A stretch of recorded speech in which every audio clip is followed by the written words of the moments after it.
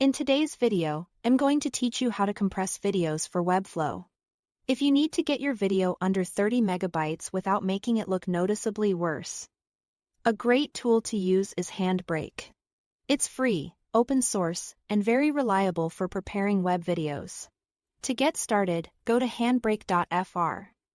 Download the app, install it, and then open Handbrake.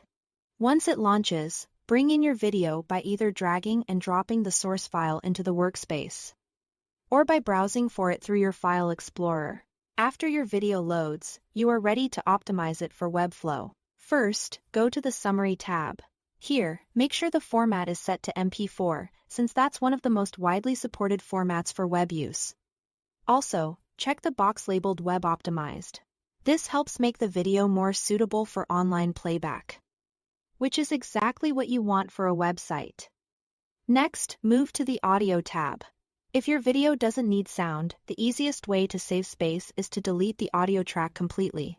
If your video does need audio, keep it but compress it to something efficient, like a C at 128 kilobits per second econd.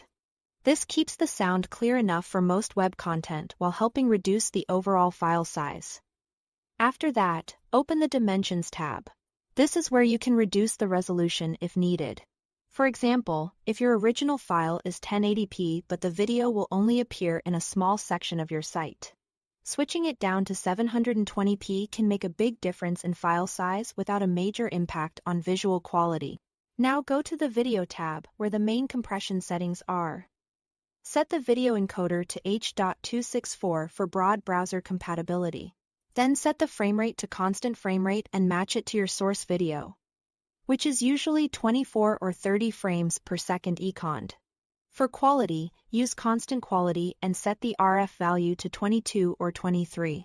That's usually the sweet spot for web compression, giving you a strong balance between image quality and file size.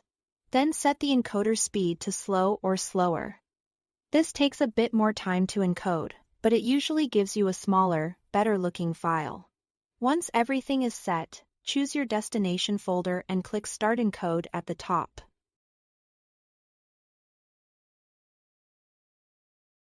When the export is finished, go to that destination folder and check the final file size to make sure it meets Webflow's limit.